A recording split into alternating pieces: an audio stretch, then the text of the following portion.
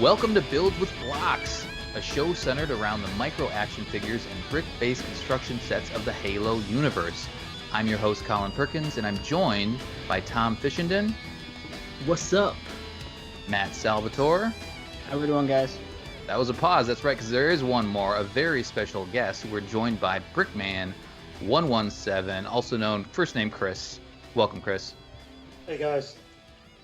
Over the past year and a half, Brickman117 has captured the attention and delighted fans of Halo Mega Constructs, and likely all building and collecting enthusiasts. The stuff he's put out there is fantastic. He has sets, set reviews, time-lapse builds, mock videos. I just watched your tour of your studio before the show, so lots of good stuff on that channel, and it's been awesome seeing the work that you've been producing over the last year and a half. So thanks so much. We're really excited to have you on the show. Before we jump in, we're going to go around the horn though, as we always do. Just talk about what we've been doing on the building front. We've talked about Matt and his stop motion, and Tom and his reviews and photography. Now we have a mock expert on the show. This is going to be a lot of fun. So let's see, honors. Chris, do you want to have the honors? Or you want to wait till last? What you've been up to?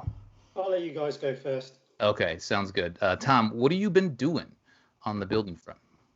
Okay, so on the building front, I was able to get my hands on a set that I've wanted for a long time, that I kind of have been really, really looking forward to, and that is Snowbound. Mm-hmm. So nice. Obviously Halo 3 multiplayer map.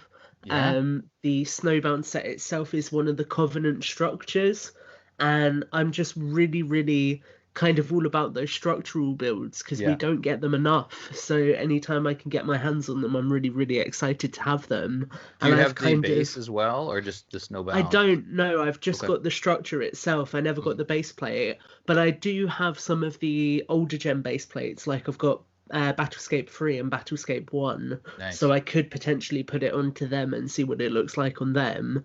But my kind of plan for it, and I've got this photograph in my head, is I'm going to set it up so it's behind my 2 Tyrant AA turrets from Reach. And I'm going to kind of make like a really cool looking Covenant firebase. So that is hopefully going to be a photo. It's going to pop up at some point. But yeah, had a lot of fun putting together that set and actually really, really enjoyed the build of it.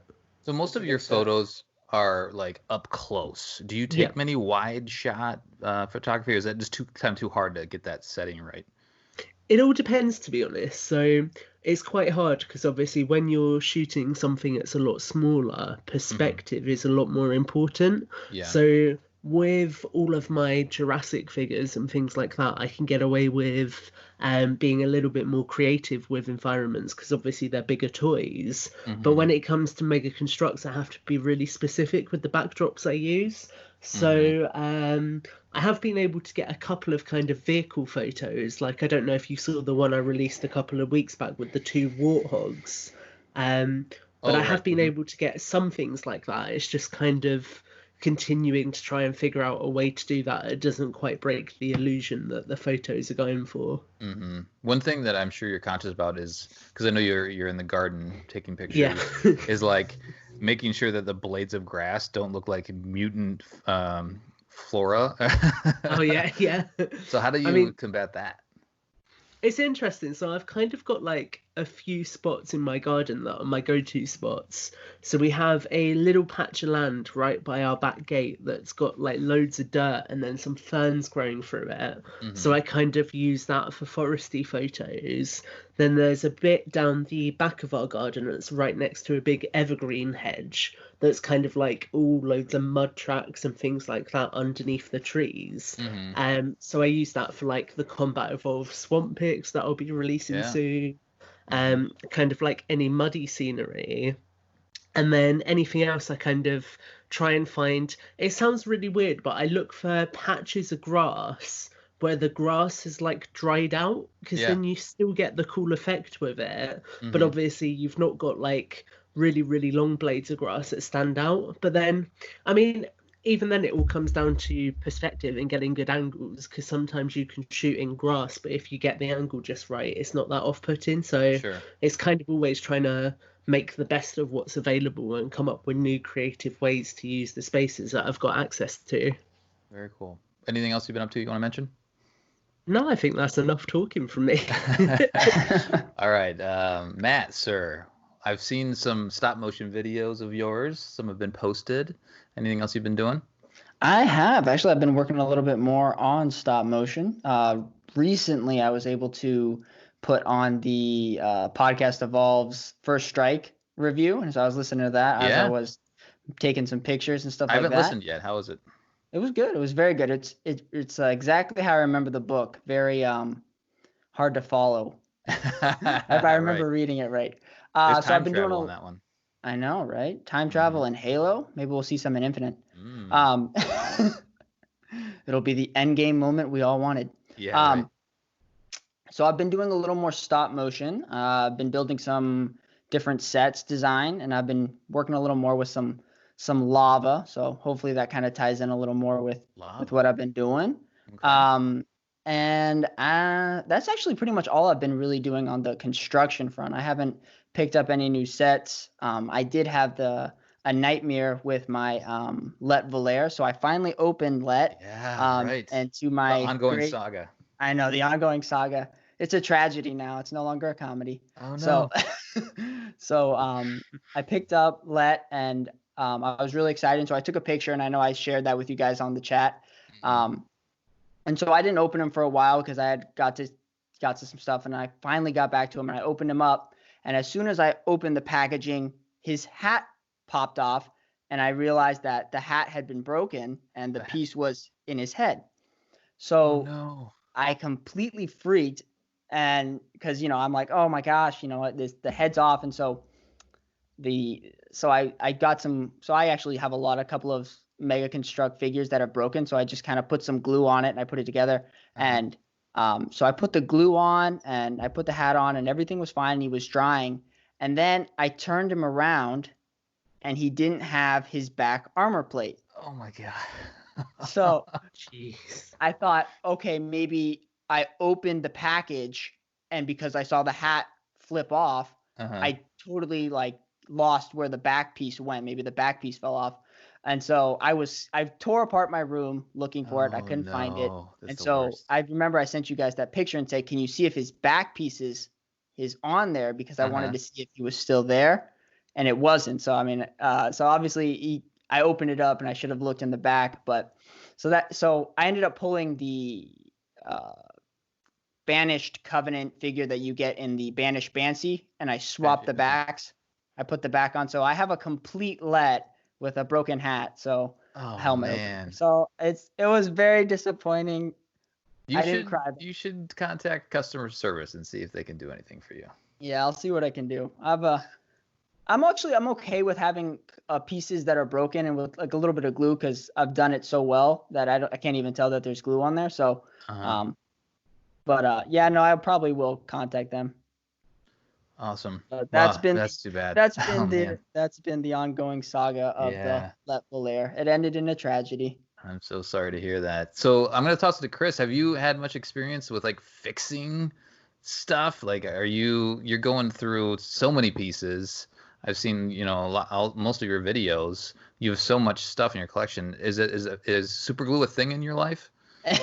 Not yet. There's usually a fixed one somewhere, or an unbroken one that I can just use. So I don't throw anything away. All the pieces or figures that are broken, I just put them all in a pile to deal with another day and potentially repair in the future. Okay, I have one of the lots, and I'll go. I want to hear what you've been up to, but one of the lots that I've gone through has had a dog has chewed into the piece. Oh no! And so, do you save even ruined pieces, or do you toss those? No, if it's beyond repair, then it will be thrown. Yeah. I think I was keeping it just to catalog. Okay, this is the one that's missing, because I was trying to build everything back up. Yeah. Anyway, Chris, why don't you tell us about what you've been up to? Yeah, we're super interested to hear. We've seen your latest mock video up. Which was fantastic. Yeah, the glassing of New really Mombasa. cool. Anything else you're working on? So those two are the most recent.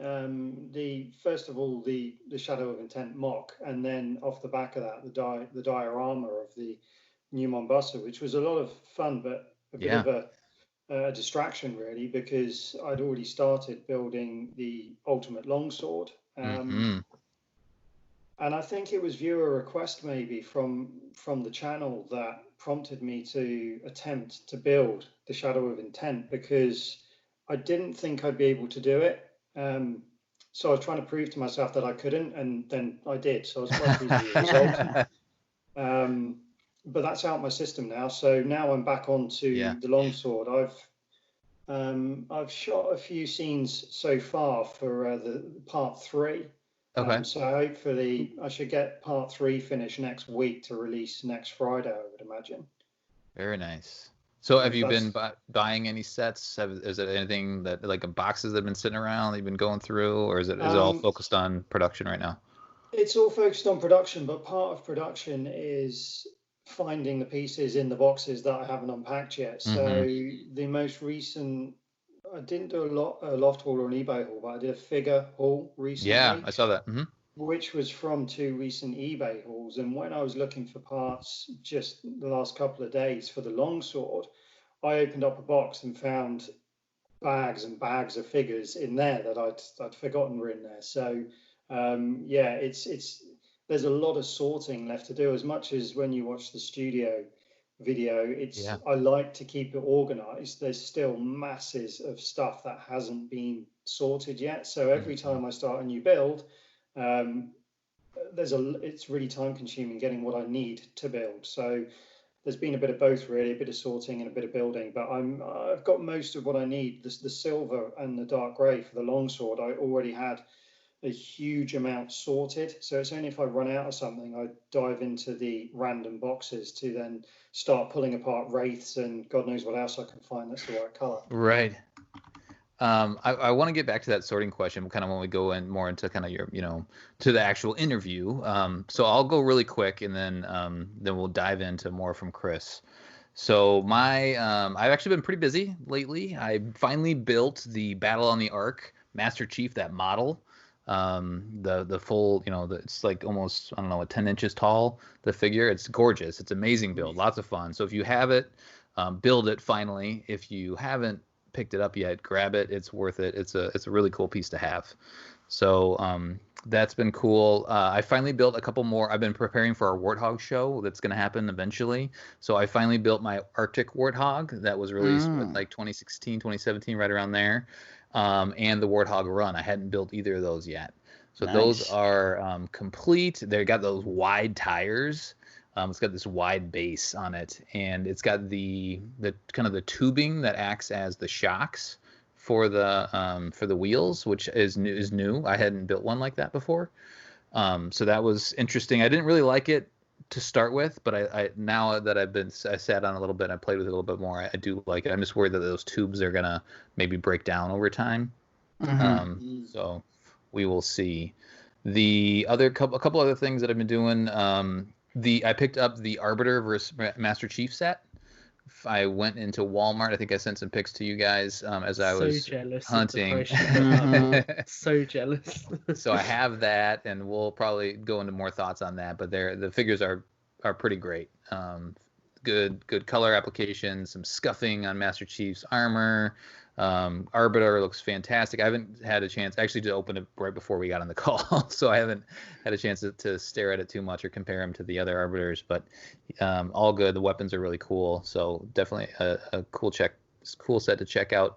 I also picked up, because I've been doing the Masters of the Universe set, so I picked up the He-Man versus Beast-Man set as well. Let's see here, what else? Oh, I did pick up, this is an aside, and I don't know. I've mentioned the only reason I mentioned this is because I mentioned that chess set that I'm working on for for Halo. I have the Flood figures for a set, and I have Banished and Marines and everything else. But I did pick up there's a Lego Iconic chess set. I picked that up, and it's pretty sweet. I haven't built it yet, but I have plans to build that with my oldest, my 6-year-old, and hopefully teach him a little chess. I think that'll be fun. Nice. Good game. Yeah, it's a great. Love me some chess. All right, let's get into Brickman. He's joined us. He set aside some time for us. He has this channel that he's been building over the last, year and a half or so. Chris, why don't you talk about a little bit about it? And I don't know if you've mentioned this on your videos or anything that you have posted to the studio tour. I don't remember, but what is your history with Halo? Like, are you a longtime fan? Have you joined more recently, like I have? Like what's your background on the Halo front? Mainly from the games. When Combat Evolved first released, I picked up an Xbox, and that game just fell in love with it and never looked back. It's always been in my life in some way. Sometimes more intensely than others. Obviously, when a game release comes out, I've never really been into the multiplayer side of Halo, so there's a lot of stuff you can miss a lot of stuff if you don't get involved with the multiplayer, but the campaign, it's always been about the campaign for me personally, and I read the books. I love all of the novels, so I've been watching your interviews with the writers of those books, which are fantastic, by the way, so good job there. Very interesting to hear their thoughts on the books that you've read many times, so that was enjoyable.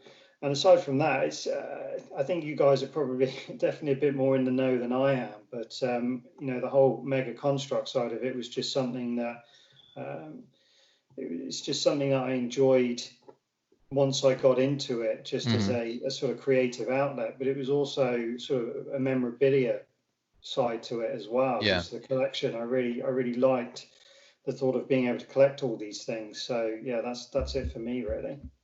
So you've been playing the games for a long time. So you played through all the campaigns. You pay attention to the story. You look forward to the story. Yeah. And that's kind of the main reason. I'm not a big multiplayer guy. I'll pop in and mess around with it, but I don't focus on it either. So I'm on the same page as there. And then this is a lore channel, so it's perfect that you're more into the lore, more into the campaign stuff. That's great to hear. So are you a big Master Chief guy? Are you like, what's your favorite why Halo for you? Is it the science fiction aspect of it? Is it fighting alien stuff? Like what's the draw to Halo for you? Definitely a lot to do with the Chief, and I think it's because for a lot of people that are into Halo now, they were born after it started, or especially multiplayer gamers, or didn't catch the first one, they moved back to the first one after later ones. But if you're older, as I am, and you were of an age when Halo first came out, it was really big. It was massive compared to anything you would have been playing on previously on consoles. So it was, we all know it was groundbreaking, but if you weren't there, I don't think you fully appreciate how groundbreaking it was for a console game. And to me, that it just, I was so consumed by how impressive the campaign was. It just really struck a chord with me. And then once I moved on to the books and saw how much deeper the story was than just what you get from Combat Evolved, because you don't really get a great deal about who the Chief is or anything like that. But then when you start reading the books, especially The Fall of Reach, it just blows it wide open. And to me, it's just so deep. And if you only play the games, I don't think anybody really realizes how deep the Halo universe is. It's true. Yeah, you got to get in that lore. There's lots there. And if even and I've read the books and I've absorbed almost everything, but I again, I probably mentioned this on our mission debrief episodes, I don't retain it all. So there's just a lot of information. So yeah, there is a lot. I'll make mistakes. I'll listen back to our episodes and I'll make mistakes referencing certain things. And it's just because there's so much, right? But that's the cool thing about the universe. There is so much, and they've done a great job of making it so you can really immerse yourself into the universe. Yeah. Especially so with the sets, right? So you were, I guess, how did you get into building originally? Were you a Lego guy growing up, and then you started to enjoy what you saw from Mega Bloks, or was it the reverse where you were more of just a Halo fan and you saw these as little models that you could have in your home? It was complete accident, really. As a kid, I loved Lego, and then when I grew up and started having children, most kids like Lego, so my children had Lego, and that was semi interest there. And then it would have been when Series 1 of Mega Bloks was out. My wife bought me the Rocket Hog, the original one, the Ghost, which I believe is Series 1, as a Christmas present. And until that point, when I unwrapped it, I had no idea what it was. I'd never heard of Mega Bloks before. I wasn't buying Lego at the time. She just knew I was a Halo fan, saw it on Amazon, so she bought it. And to be honest with you, I didn't build it. I just went, okay, not really sure what that's for, but it's Halo, so I just put it to the side. And it was probably months, maybe 6 months before, I don't know, it must have been a rainy weekend. I thought, oh, might as well open it up. And I don't think I appreciated until I opened it up how brick-based it was, because it looked so much like a warthog. It was so accurate. To me, it wasn't Lego. It was just something that I was going to stick 5 or 6 pieces together and end up with a warthog. So when I actually built it and realized how brick-based it was, I was super impressed by how detailed it was and how well they'd managed to pull off the look of the warthog and then the Ghost as well that comes with that set. And then the figures, as soon as I saw the figures and saw how detailed they were, and this is the original figures, not the super articulated ones. These are the really basic ones, but they was still, I was so impressed by the detail of the little Spartans that come with that set, and then the Elite as well. And from there, I started looking on Amazon every now and then, and if something came up and it looked like it was on sale for a really good price, and back then you could get Mega Block sets for really good prices off Amazon. No giveaway. Sets would come out for £80 and they'd be on sale through Amazon for £25-30, and I'd just start buying them, and that's where it started really from there. Oh, interesting. So then you just started collecting, and then I've seen your loft haul videos. So were you just collecting them and shoving them in a closet, kind of like what I'm doing right now? Yeah, it was probably at least 8 years before I built another set. Really? 8 years of buying before. That's wild. I built another one. That warthog actually got it got packed away back in the box, all nicely put back in the loft where it had come from before I built it, and then I started buying them and just adding them to that box whenever they were at a good deal. But it wasn't, once a week. Sometimes it would be 6 months I wouldn't buy anything, and then if something came up, I'd buy 2 or 3 sets and just keep stockpiling them. But in regards to building, I didn't have the time. I just didn't have the time to build anything. There wasn't a lot of room around the house at the time. The children were really young still, so everything would have been. It's very difficult to pull toys out in front of children and not let them play with them. That's my life right now. Yep, exactly. Yeah. I know all about this. So wait, I'm trying to figure out which one it is. Is it the white Rocket Hog? Yeah. Is it that one? Yeah. Oh, okay. Yeah. So I think that one came out just after the first wave when the Pelican came out as well. I'm sure that they were like they came out basically in like, it wasn't like the second wave because it wasn't full sets. They kind of just did that and the Pelican as add-ons to the first lot, and then slowly started building them up from there. And I remember, and I don't know if you ever got to pick this one up, Chris, but they then redid that Warthog as an updated set in the red versus blue line, and it just came with a couple of Spartans, and they like rejigged the build to be a slightly more modern version of the Warthog. I think it was kind of more like the Halo Reach style, because I remember that was in Argos for a very long time. Yeah. So amazing as it sounds, I don't have that set. There's quite a few sets I don't have, but I've never seen that set for sale. Well, I don't know, maybe on eBay, but not for a price that I would have paid for it. Yeah. So no, I don't have it, and it's never come in all of those loft hauls that you've seen. That the hundreds of sets that I've received, I've never received one in a loft haul. Oh wow. So that's quite interesting. Yeah, it's possible. It's like all those sets. Like I remember, way back when I was kind of collecting and all of that sort of red versus blue line came out here in the UK, they were all the kind of sets that were, I think they were exclusive to Argos, but they never really sold that well. So you could get like Snowbound for £15 back in the day, which I really, really wish in retrospect I had picked up, because obviously I've just paid a lot more than that for it. But it's interesting hearing it from your perspective, because obviously I think Colin and Matt, for you guys especially, you've always been able to get a hold of this stuff. But for us in the UK, it was kind of a case of one day it was all out there really cheap and accessible, and the next day it just almost vanished overnight. Really? Yeah. That's wild. It's Yeah, it's actually worse for me than for you, Tom, because I'm not actually in the UK. What? Yeah, surprise, surprise. Yeah, What? I'm not in the UK. I won't disclose where I am, but there is none, and there never has been any retail outlets where I live that sell really? anything like that. So everything where I live has to be bought online, Yeah. Wow. Amazon or eBay. That's a So, challenge. yeah, That's kind of where we're I've never at seen now. it in a shop. Go ahead, Matt. Oh, I was gonna say that's kind of where we're at now with Yeah. our situation. Yeah, there's hardly That's anywhere. true. I just go on Amazon now. That's the only place I can go to find anything now. Yeah, that's a good point.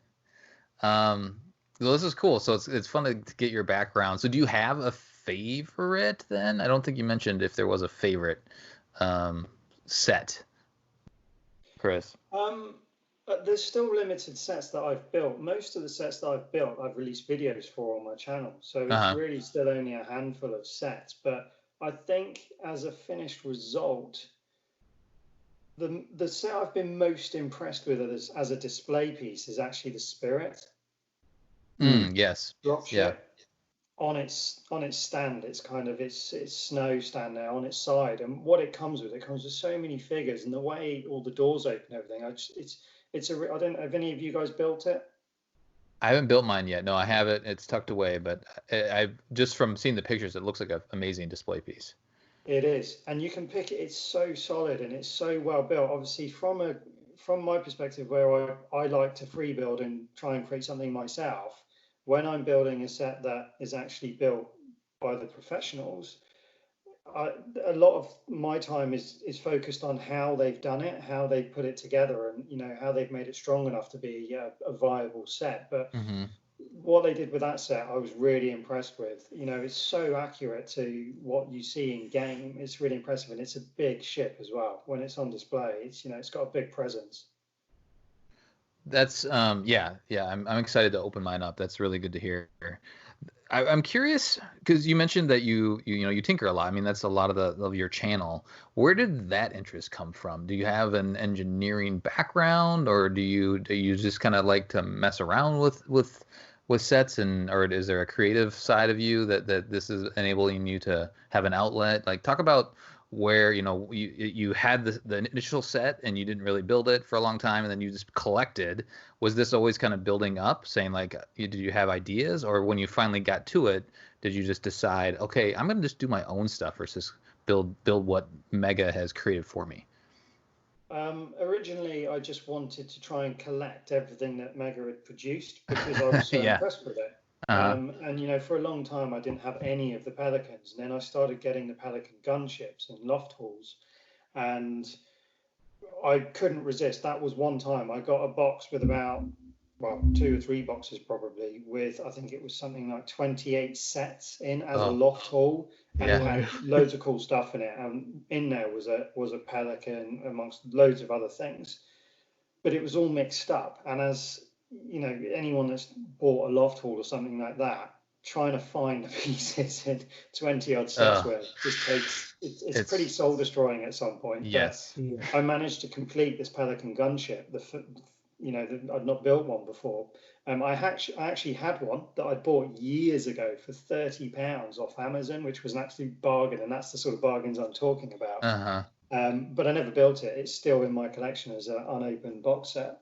But when I built that, that's what really started getting my mind. I was like, wow, this is really cool. Imagine if you could build a really big one. And that's where the seed was planted as to, okay, well, if I wanted to build a big one of these, I'd need a lot more of these sets. And that's where I started just collecting as many second-hand collections as I can, not necessarily for what the complete sets were there, but for the parts. Yeah. Yeah.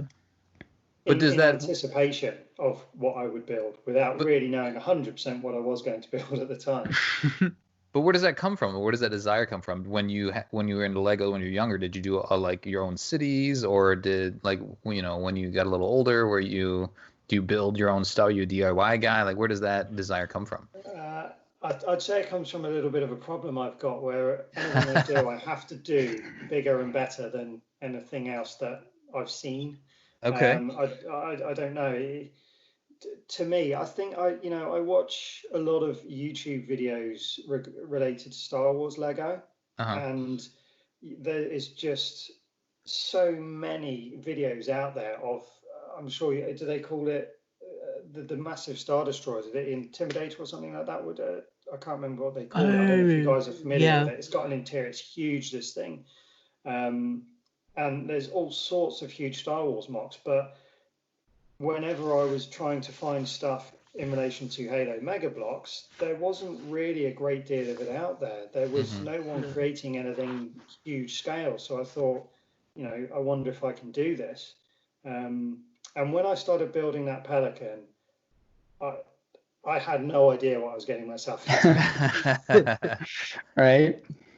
That was definitely bit off more than I could chew. I mean, I know I got it finished, but I think it was the pressure of YouTube that made me see it through to the end. I couldn't let people down, couldn't leave it half finished. Well, we're very glad quite addictive. Yeah. Yes. Yeah. That's cool. Definitely. That's super interesting to kind of hear how you've your background and how you got into it. I'm curious now, let's kind of start about the YouTube channel. How did you decide to get that started? What was the inspiration to finally, put what you're doing as your hobby in your home, what you've been collecting out there for the world to enjoy and follow along? I think it was one of the main channels I was watching at the time was Jangbricks, because he was just doing every review for all the Mega Blocks. So he used to be really heavy into it. Lately, he seems not as keen, and I'm guessing it may be something to do with view count, because he never seems to get as many views on those videos as he does on his other ones. So maybe it's just for his time. It's not good enough value for money. But I must have watched every one of his videos at least once with my children, and we used to love watching them. Yeah, they're great. And I was watching them thinking, I'd love to do that. And then the other channel that used to do Mega Blocks it's just a speed build channel, All New Bricks or something like that. And they used to do stop motion speed builds like they do with all their Lego stuff, but for Mega Blocks as well. But again, they stopped doing Mega Blocks too. And when I was watching these sets build themselves with no hands, I just thought, that looks brilliant. I've got to do that. I want to know how to do that. And that's what spawned the idea of, okay, I want to do it. But then it was years later that I actually finally got around to saying, right, okay, I'm going to find out what you have to do, because I'd never run a YouTube channel before of any form. So wasn't really very clued up with anything there. So I had to learn everything of what I had to do. So I basically learned on the go, just set it up. Did you ask anybody, or did you just kind of do your own research? And like, as YouTube has a bunch of resources, I know that. Close to home, I kept it secret. It was a bit of a, I just wanted to do it to see how it went. Didn't really want anyone to know what I was doing. Yeah. So I didn't really ask anyone more than that. Everything of what I needed to know, I just read up on the internet, watched tutorials of how to do basic videos, lighting, and how to do basic stop motion and so on like that. And everything I do is basic. There's definitely nothing fancy about what I do. I just think it's the content that makes it go further than it could, basically. For sure. I actually want to jump in and say something here that I didn't get the chance to say on our call when we were catching up and organising this. And actually, part of the reason why I've really stepped back into the Mega Construct scene myself after taking a break from it, and I've kind of started doing videos here on Podcast Evolved, was because of your videos, Chris. Because I remember I think I was searching for. It was a review on one of the newer sets. It might have been the Frost Raven at the time, and I was kind of going through. And obviously, I was used to seeing Jangbrix's reviews pop up because, like you say, he used to always do them. But I saw one of your videos pop up with obviously your proper studio setup and everything, and I just remember thinking, this is really cool. There's somebody else who's still into this and is still out there putting loads of really good Halo content together and just getting it out there for people who are still enjoying it. And that was actually a big part of what then pushed me into doing this with these guys and getting back into it. So I think obviously you say it's just the content, but I definitely think there is a lot of quality there as well that is inspiring other people, whether you realize it or not. Most That's very kind of definitely. you to say. I do appreciate that. It's funny you say that because when you ask about why I set the channel up, that is another reason, because the content generally seemed to dry up. I thought there must still be lots of people out there that want to see this.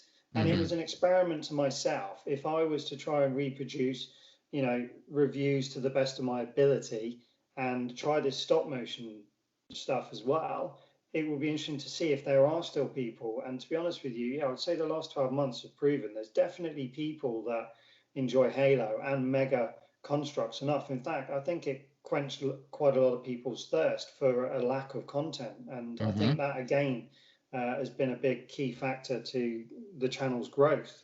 Just simply, there's not a lot of other people out there doing it. Yeah. Yeah, Well, and definitely. you're doing it well too. I mean, your production value, I think, is fantastic. You yourself, your personality, I think, the way you talk on the video, you're genuine and you have a good way of just connecting with the viewer. So Your awesome accent. well, for us, right? For us, yeah. We all just sound like that here. Exactly. Yeah, it's been great, and I do remember finding, because I was starting to get into Meg Constructs about a year and a half ago, probably right around when you started, and I remember finding your video, after you posted one of your first couple videos. And so just seeing like, oh, he's just got a couple hundred views, but like if he keeps this up, because you'd been dumping all of your hauls out onto the video and saying, here's all the stuff, and you were talking about the plans that you had, like, this is going to be good. So it's been fun to follow. And it's also, I think you mentioned that there's Halo, the community and the Mega Construct, Mega Blocks community that has picked up on what you're doing, but I also feel like you've got to be inspired some other people, just people that are interested in brick-based sets, like Lego people and all that sort of stuff. I would imagine your videos are making the rounds. Yeah, I think so. I read all the comments. Well, I try to. I read every original comment, but when people comment off the back of comments, you don't always get notified, so it can be you lose track of some.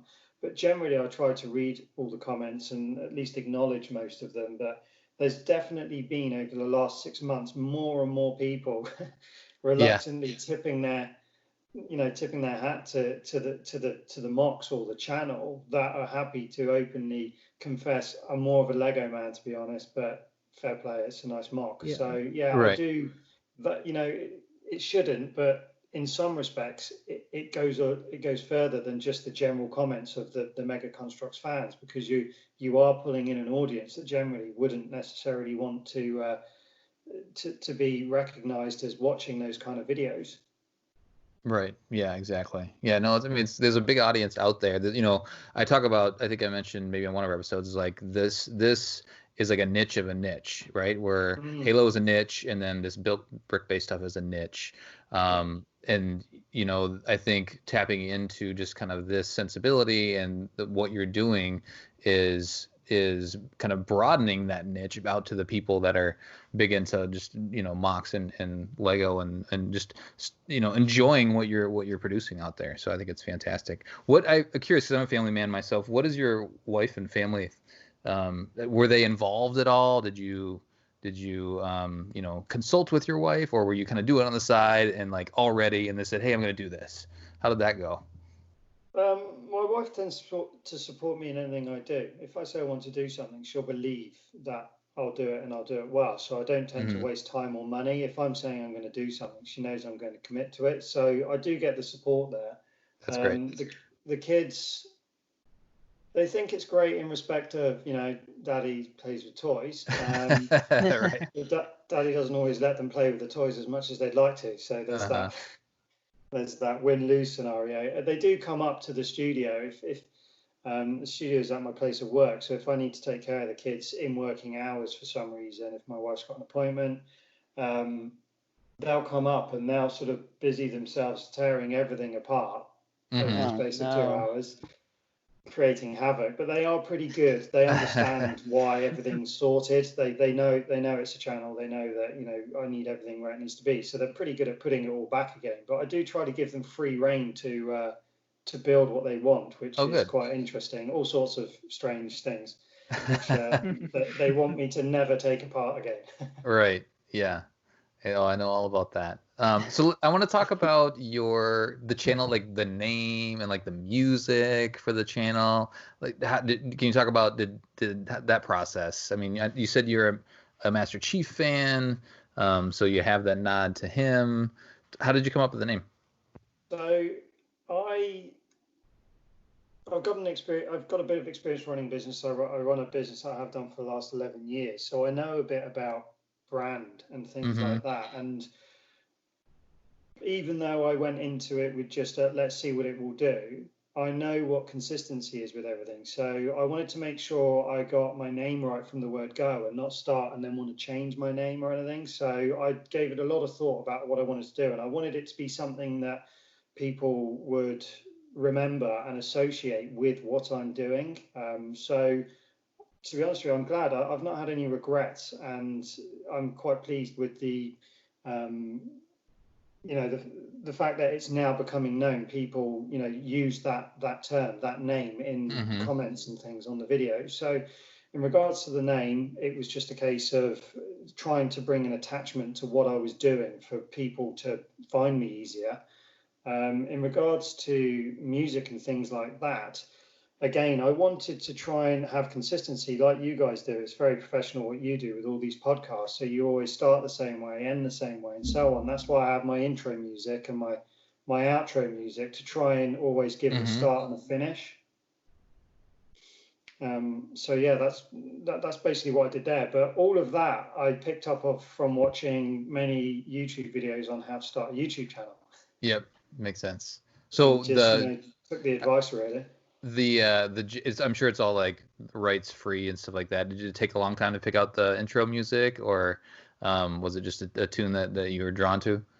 So that intro music was one that it's from the YouTube studio maker, so it's on the license free music, so you can use it. Yep. And it's actually called The Big Conference. That piece of music that you hear at the beginning, at the end. And the reason I chose that one was because I felt it was really upbeat. It just booms in as soon as the video starts. And even after all this time, I'm sure others would possibly disagree, but it doesn't bother me. It feels like, no, that's my theme song. So it's there, and it doesn't go on too long to offend anyone, but it's upbeat enough to kind of get the video going on the right note. That was the intention with that song. Yeah, very nice. And then I just watched, which one did I watch? You have some different music kind of interspersed. So I would imagine it's all from the YouTube studio, but you've done a good job of everything. Yeah. You've done a good job of picking stuff that kind of matches with the tone of the videos and everything. So it's been, very good job there. Do you guys have any other questions about the YouTube stuff? I want to go into kind of like the mock stuff and talk about how your process for doing that. I want to learn about the time lapse stuff. I think that's amazing to me, and Matt probably may have some questions on that. But Tom or Matt, do you have any other questions on just kind of like the YouTube channel that Brickman has pulled together? I would actually probably not. My interest is definitely in the mocks. I think those are fascinating.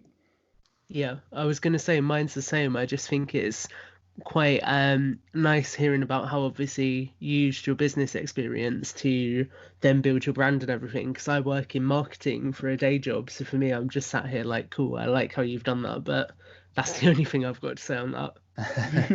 Thank you. Well, let's talk about these mocks, like the videos. So it's a broad term, but the Pelican, that thing is a beast, and the current project, the long sword. Talk about kind of the process that you go through on the front end. Actually, I want to talk about this first because I would imagine it starts with the bricks. Like, how do you sort through all of those bricks? You buy, I've seen all the loft halls, and you just kind of dump everything out. And I know from firsthand experience, I just finally moved on a big haul that I had shared with a local collector to his house now, so it's he can work on it. But there's a lot of work when you have all those bricks. How do you sort through everything? Painfully at home.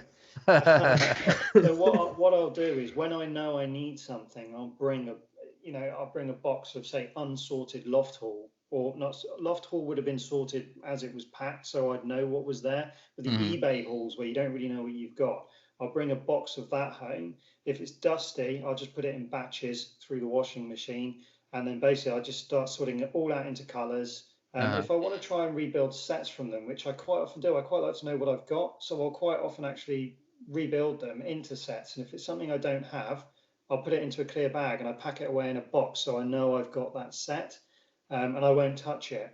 But if it's something that I've got, say, 6 or 7 sets of, I might still bag it up. For example, Phantoms. I think I've got 5 or 6 Phantoms. Whoa. But I've bagged them all up. Some of them, I think I've got 3 in boxes used. I've got no brand new ones, unfortunately, but 3 in boxes and then 3 or 4 in bags. And they're all there because I've got an idea for a video with lots of Phantoms. So I haven't touched them and I won't use the pieces from them. But if it's something that I'm not that bothered about, for example, Wraiths, I love the Wraiths, but they've got lots of amazing pieces in them for building mobs. So, a lot of Wraiths got taken apart for the grey blocks in them to build the Pelican, even though the Pelican is, mainly green. But when it was sorting stuff for the Pelican, I would just buy rhinos and pelicans off eBay, get them home. If they weren't dusty, I would just strip them, and then you've probably seen they all get sorted into trays, and it's just incredibly time consuming. But yeah, it is as simple as that. Just sort every last piece out so it goes in its own little box, its own organizer, and then I know where they are. And when it comes to building, you can just build then. Yeah, right. So you have everything organized, and then you know where all the pieces are, right? Yeah. I mean, So they're right all now when I'm building the longsword, I've been up a couple of nights this week. I generally, if work's busy, I've got to work in the day, I'll go up to back to where I work in the evening to work on the longsword. So I'll set myself up with the camera and everything, and then I've got 2 towers worth of trays of just grey and silver parts, and then 2 miniature drawer assemblies on the desk, and then 4 screw divider organizer toolbox thingies that I'll put out on the desk. Now that's everything that I'm likely to use, and then as I need them, I just pull them all out. So it starts off nice and neat, and I've just got the plan out on the desk. And then by the end of the night, there's just boxes and bits everywhere. Yeah, right. When it gets too chaotic to make sense of, I then tidy it back up, put them all back, and then start again for the next scene that I'm shooting. Does your family help you at all with the sorting? Sometimes. Sure. Yeah. If they're really bored. If they're really bored. Yeah. So I want to rewind to, you said you put everything into the washing machine? That's amazing. Yeah. Where did you come up with that idea? I saw it on a YouTube video. One of the Beyond the Bricks videos. They went to a brick store somewhere where they sell second-hand sets mainly. I can't remember where it was, but it really, really big Lego shop. And they showed on there that they wash all their bricks in, it's actually a kit bag. I swim, so where I keep all my swim float and fins and things like that, it's in a fine mesh bag. So I just use that. I chuck a load in there with some detergent, put it on a quick spin cycle, 30 minutes with some detergent, comes out absolutely spotless. Wow. That's awesome. I would have never thought about that. And it doesn't damage anything. It's all fine. I've not seen anything come out damaged yet. I've had a few damaged pieces, but I'm pretty confident they were eBay hauls. I think they were damaged before they went in, but generally 99.9% doesn't get damaged. And amazingly, it doesn't really scratch. There's a couple of Yeah. colours that are a bit more susceptible to scratching, but generally it doesn't scuff them all up or anything. That's what I'd Even be worried about, the smooth pieces, like Right, Yeah. looking at your Shadow of Intent, like the Yeah. domed pieces. Do you I use showed- hot? I'm sorry. Do you use hot or cold water with that? 30 degrees. That's Okay, hot, okay, I nice. think, right? So yeah, not really hot, but not cold either. Okay. Nice. The Thank you. the trans clear pieces, like the domes that you're talking about, I've watched a few of those, and I couldn't believe how well they came out. It's like they're just brand new out of the box, which is amazing. Yeah, that's incredible. Awesome. Okay, so that's the pieces. Now let's talk about these plans, because I'm super interested in, do you just tinker? So you pick a project, right? And the Pelican was the first big project. And I think you used kind of community feedback on the next one, or no, wait, maybe you said that you wanted to do the longsword separate from the community. Yeah, the longsword was for me. The Pelican was for me too. I'm greedy, selfish. So the Pelican was something that I'd wanted to do from the beginning. It was the first. In fact, no, it wasn't the first build. The first build was the Ultimate Assault on High Ground, which was the first thing I wanted to do, because I loved that set. And I'd never played the multiplayer game, so I was intrigued as to why it was called Assault on High Ground. So when I Googled it and looked at all the pictures and watched a few YouTube videos, I just thought, wow, that's amazing. Imagine if you could build one that big. Yeah. So I then started collecting High Ground sets and put that together. And absolutely, I still love that mock. It's still set up and I've still got plans. I've got the pieces and the plans in my head for phase 3 of that to make it bigger, which I'm really looking forward to. And Tom will like this one. Off the back of that, my next mock after the Pelican was actually intended to be Snowbound. When you look at the multiplayer map, it's actually 2 towers, but the intention is to build the towers about 3 feet high each. Or not, if that's too big, I won't build them that high. But when you look at them in the actual game, they're way bigger than the set that Mega released. Mm-hmm.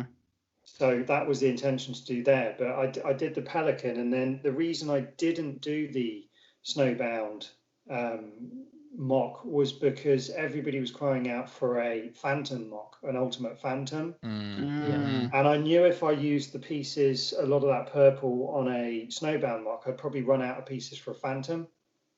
So I decided not to do that. But in the end, I went with the longsword anyway. So those pieces are now just still sat there waiting for a later date. Right. So in terms of plans, there was no plans for the Pelican. It was literally go online, look at pictures, and then put pieces together until they made the right shape. Put them together, take them apart, put them together. Wow. That is impressive. So how do you handle scale? How do you figure out, like, if you know what I mean? Like, how do you scale it so that everything you want to kind of line up on size with the pieces that you have? That was really hard. What I started with was, I've said it in the overview video, was once I saw the Halo Infinite trailer, the Hope trailer, I just wanted to create that troop bay. I was like, I've got to try and build that. So I started that was phase 1 with the Pelican, built the troop bay. Once I built the troop bay, the length of that was governed by how much the space the seats took up, 5 on either side. So I couldn't reduce the size of it. So therefore I then had to scale everything else to that. So what I then did was I got some outline pictures off the internet saying how big the Pelican was, and then I just basically measured it. So I looked at you can get some side-on pictures that show the troop bay in terms of a side-on view, so I could measure the troop bay and then measure the section of the Pelican in front of it and behind it, then measure what I had, which would work out roughly how long it had to be. And so what I would do is I'd constantly sort of measure how far I'm likely to go. So you see, after I do the troop bay, I'll start building the cockpit and the armory. So what I would do is I would lay the floor down first. So I know I can't go any further forward than that. So I've got to try and make all the rest of the angles tie in to make the proportions look right and the angles look right when they cut back into the troop bay, which is really hard when all you've got is a troop bay And then you do the cockpit, and you've got no wings, which you don't know how you're going to build or attach yet, and you don't know how you're going to build the roof or the tail or the engines, and you're just kind of hoping that you'll be able to figure it out when you get there. So were you taking it apart? Like, did you build it, and then once you said, oh, I gotta get the wings on here somehow, did you have to take things apart to then, so you could attach the wings, or how did that work? Not a lot. When you see the videos of the troop bay and the cockpit, you'll see there's holes. I left sections unbuilt at the front of the troop bay because I knew that I'd have to attach them in that area, so I left them. So there was a very small amount of removing and putting stuff back on, but not a great deal. It was basically what you see in the speed build videos, where it's just time lapsed.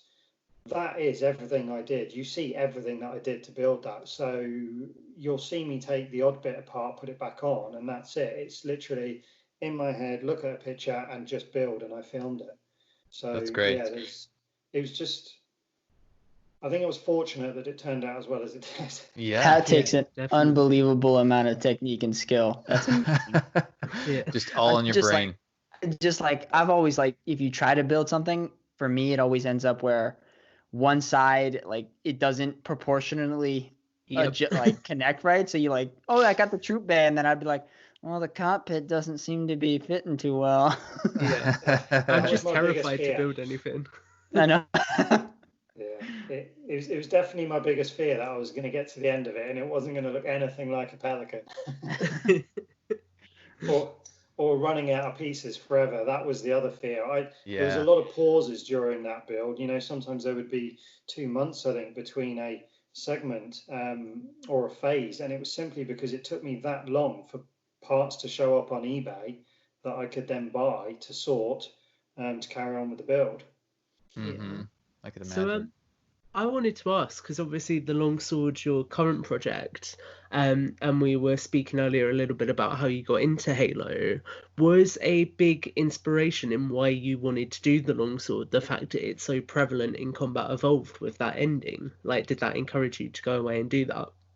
Yeah, I mean, straight away, that was, such a cool ship. It's amazing looking aircraft. And when you look at some of the designs online, which look like somebody's recreated it, a couple of companies for a fan film they were trying to do. They've created some amazingly detailed images of the longsword, and it, you can believe that would be a real aircraft.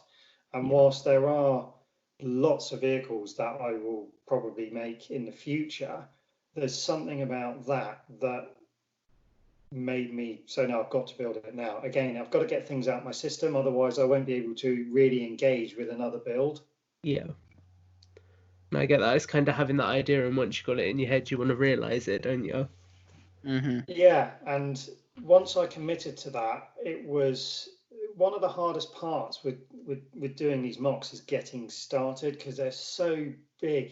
Where do I start? And if you start wrong, you'll end wrong. So you've really got to think about what you're going to do first. And thankfully, with the longsword, somebody was kind enough to supply those plans that I'm using as a base to loosely go to. I don't know how well I'll be able to keep to them, but that's a huge help over the way I built the Pelican, especially with the longsword being so flat. You're dealing with one, it's just one big flat wing, really, and the fuselage is relatively simple in comparison to the Pelican. Yeah.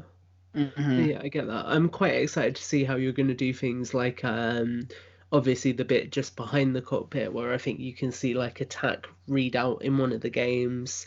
I think it's Combat Evolved actually, as Chief walks through the cockpit, you kind of see all that kind of stuff. So I'm really excited to see what you do with the interior of that, more so than anything. I think that's going to be really cool. What I'm doing at the moment is I'm pillaging every set I have for monitors, printed tiles, and anything that I can use to resemble all of the monitors and the screens and everything in that bit. Nice. To be honest with you, the bit I'm most excited about with creating that longsword is the cockpit and the seating area and that screen in front of it. If I do that right, it will be really impressive, which is what I'm working on at the moment. amongst other things. I'm just finishing off that front section as what you've seen so far. I'm about halfway through it, so hopefully a couple of good sessions next week, and I might be able to get a video out for next weekend. Do you set timelines for yourself to like, okay, I need to finish this by X date or anything like that? Are you just kind of doing it as you go? Are there plans in place? How does that work out? Yeah, there are, and I'm terrible at sticking to them because I've got a day job. So whilst we were all on lockdown and I had not a lot to do, I was able to work almost every day on the channel, which is why I was able to release videos every maybe 3-4 days maximum. Under normal circumstances, it's difficult for me to even release a video once a week, but there's a lot of time spent not putting a video together.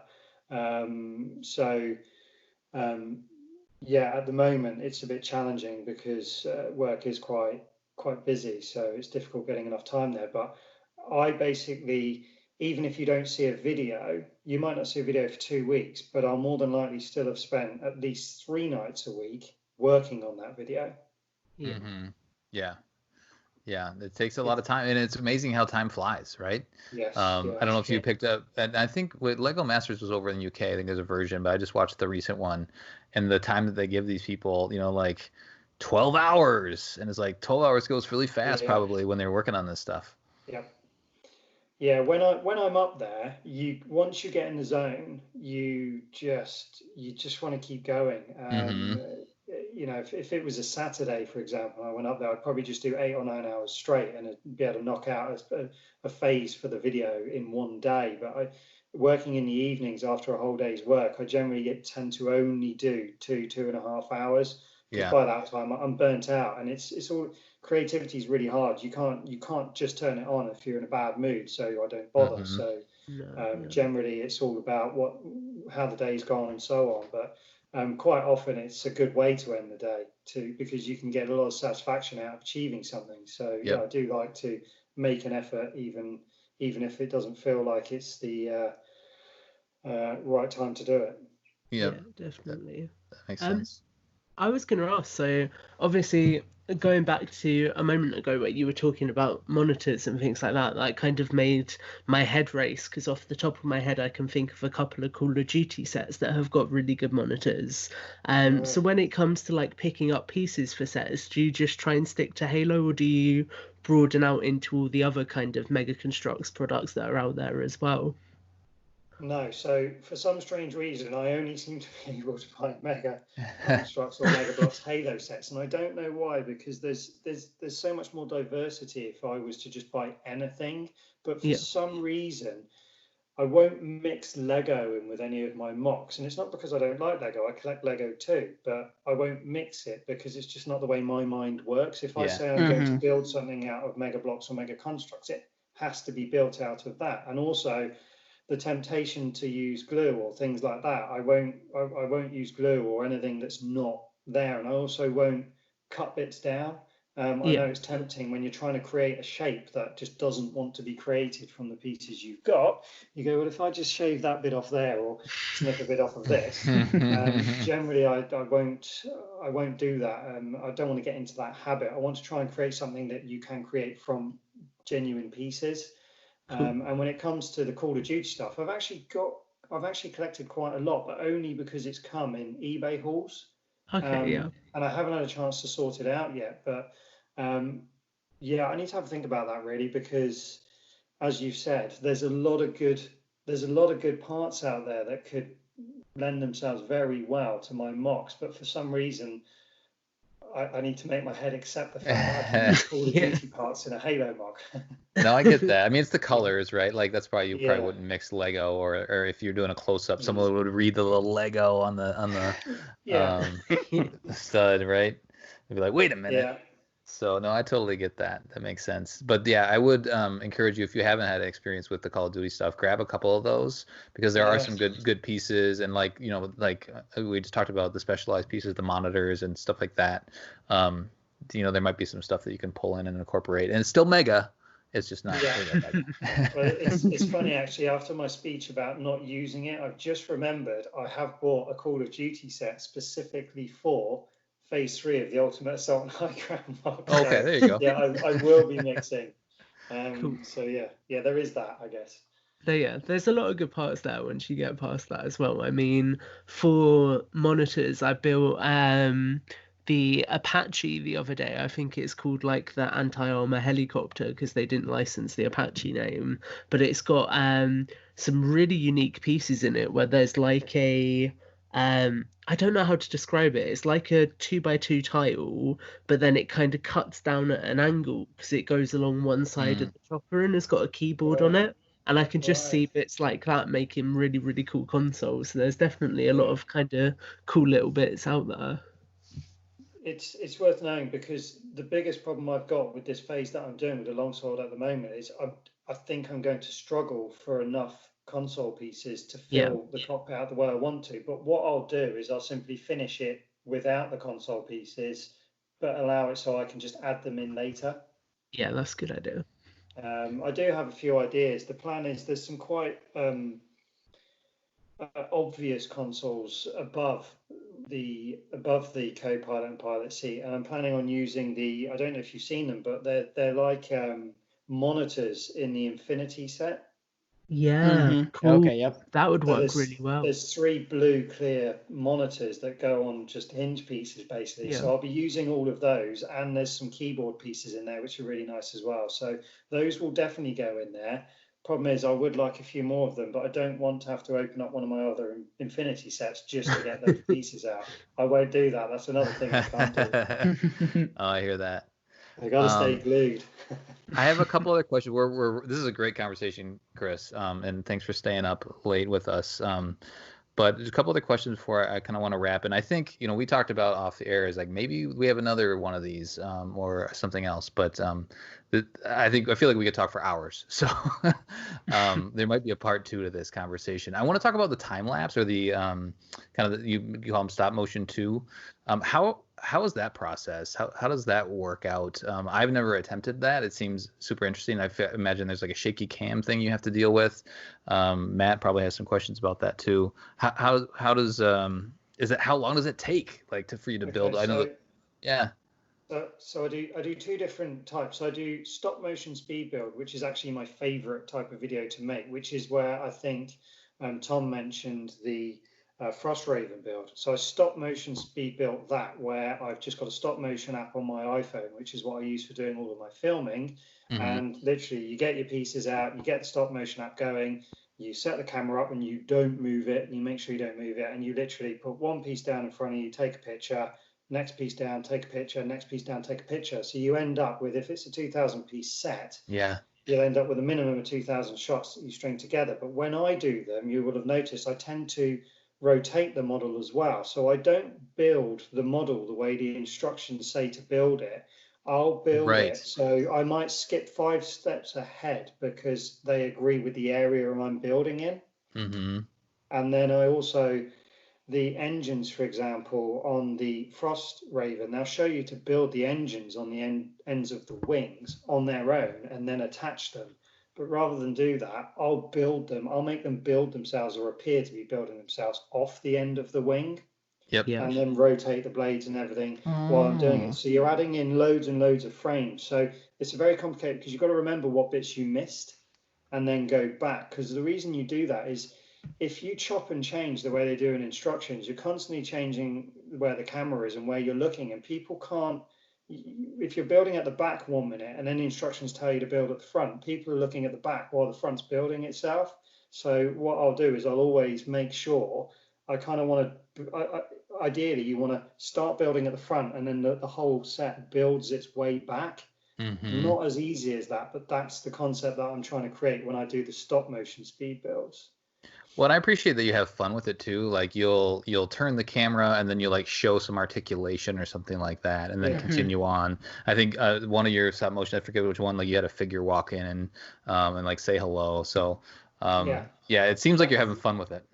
That's definitely one of the big appeals for doing that side of it. When I'm doing the time lapse speed builds, like you saw with the Pelican, that's literally just put my iPhone on time lapse and you set a time, because I don't know if you know, it's weird with the iPhone. It's not the most ideal thing to do anything with, but it works. And whether you shoot for 10 minutes on time lapse or whether you shoot for an hour on time lapse, it compresses it to 30 seconds of footage. You just see less frames through that time. So if you want to see me putting lots of pieces on, you need to keep those segments short. So I'll set a timer for say 15-20 minutes. When that goes off, I stop the time lapse and then I set the timer again and I start it again. So I get 20 minutes segments, which all add up to 30 seconds. And then when I go to edit them, if they're too fast, I slow them down in editing. And if they're too slow and it's going to drag the video out too long, I speed them up to try and keep it as interesting as I can. But you're still seeing it being built. Otherwise, you miss too many sections. If you let the time lapse go for too long, you just see, huge sections just appearing. Yeah. Nice, was it a painful nice. process to figure that out, or did Right. you? Well, I would imagine there was some trial and error in figuring that out. Yeah, wasted time. Yeah, right. Yeah. All right, we won't talk about that. Once you, now I'm very strict with the timing. Like what I'm doing at the moment with the longsword and filming that time lapsed, I'm very strict with my timing. And I've actually, because I'm taking viewer feedback of, sometimes the camera's too far away, so you can't actually see much. And also a lot of people prefer it when I talk through the build and explain. So what I do is I'm time lapsing a section of it. So in this phase, there'll be 4 separate time lapse sections with me talking about each one in between, just very briefly, just because that's what people tend to prefer. But so you can see more, I've reduced the time that I'm allowing the camera to time lapse for, because it gives you more flexibility, with almost to a point where it's a tutorial. Because a lot of people say, oh, can you show us how to make this? But you can't really see it in a time lapse because it skips too much.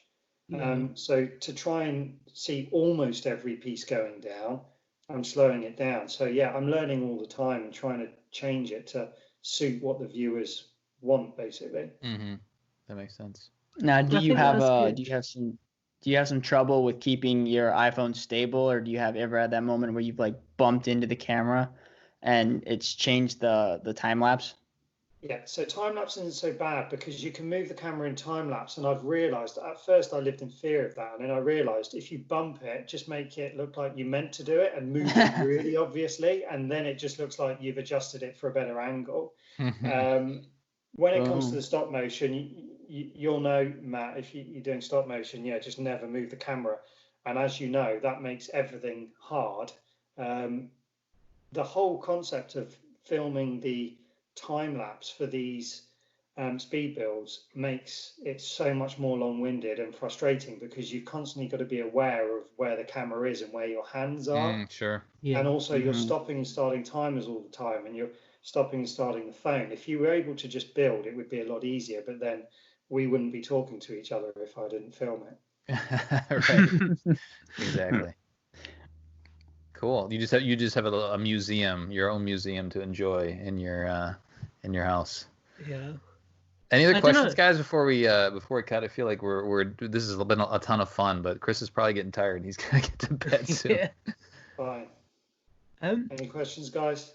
I just say thanks for coming on. It's been really fun, and obviously I think we've only really just started out doing this fairly recently, so it's really nice getting to talk to somebody who I think is doing something really unique in the community, because like you say, there's not really anyone out there who's doing big builds anymore.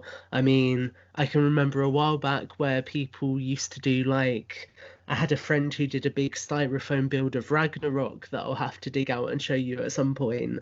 But there's just none of that kind of stuff anymore. So it's really, really nice that you're doing that, you're pursuing it, and equally just listening to the way you were talking, the fact that you're taking into consideration viewers as well, because I think that's what it's all about. So absolutely keep doing what you're doing. I think we're all really enjoying it, and it's been great getting to learn a little bit more about it. Thank you very much. Yeah, definitely. Just to piggyback on that, I think there's a lot of the stuff that you're doing just is so mind-blowing right now. Just thinking about how you're scaling everything and how the sets that you choose. And I agree with Tom, how you focus on the listeners is also very excellent. I did have a question. I think I was going to ask, what sets would you like to see coming out in the future? If like what parts or what kind of little sets that haven't been built, or maybe like a redesign, would you like to kind of see Mega Construct come out with? Yeah, so that's a good question. Definitely, the Covenant Assault Carrier. I'd love to see Mega do, like the Shadow of Intent that I built. I'd love to see Mega produce something as a signature set, a big one. Really spend some time on it, and maybe even create some new pieces on it, pieces for it, especially to get that absolutely perfect result. Like I use the canopy from the. I slipped my mind now. What did I use the canopy from, guys? So the Banshee? No, not the Banshee. The bigger one. Yeah, I know what you're talking about. The Locust? The one from Reach? Yeah. The Spirit. No, the Saber. No, not the Saber. Saber. Oh no. The Seraph. Seraph, there it is. Boom. I got it. Yeah, the Seraph. Yeah, Seraph. Sorry, guys. Yeah, it is late. So it'd be good if they produced something that looks better than that for the front of a ship. They could do. Definitely like to see them do that. Also, would really like them to reproduce a Phantom. Definitely, they could do. They could do a better job with the Phantom now. I think with their new parts inventory. And then the only other sets that I really would like them to do is they've got to release a blister back. Is from from Halo Wars. That thing just looks amazing. And also the Wraith. I don't know if they call them something different. Do they call it a different type of Wraith? But it's got all like the banished Wraith. Yeah, the blades on the front of it just makes it look amazing. So if they produce those two sets, I think they would be really impressive. So I'd like to see those. Yeah, definitely. They did a miniature Hot Wheels version of that. If you've seen that, it's pretty rad. They did a what? Sorry. A little Hot Wheels version of that. Oh, really? Mattel. Yeah. So I've not seen it. Yeah, look that up online. It's pretty sweet. Yeah, definitely. Yeah. Well, awesome. Thank you so much, Chris, for joining us. Thank you. It's been a great conversation. Hopefully we have more of these. Again, we could talk for hours, I feel like. This has been a lot of fun. Anything else you want to talk about from your channel before we wrap up? Lots more longsword stuff. Anything else you want to hint at? Yeah, I think that's it really. Most people know the deal. Just stay tuned for all of the latest videos, and I'll just keep building as long as people keep watching. And yeah, thanks to everybody that does watch, and thanks to you guys for having me on, because it's a great show. I really appreciate it. Definitely, it was amazing having you on. Lots of insightful comments. I'll be happy to come back sometime, guys. Awesome. That will do it for our show. Thanks for joining Builds with Blocks with special guest Brickman117. If you like the show, feel free to support Podcast Evolved on Patreon. Until next time, evolved. Chris. Evolved. Yes.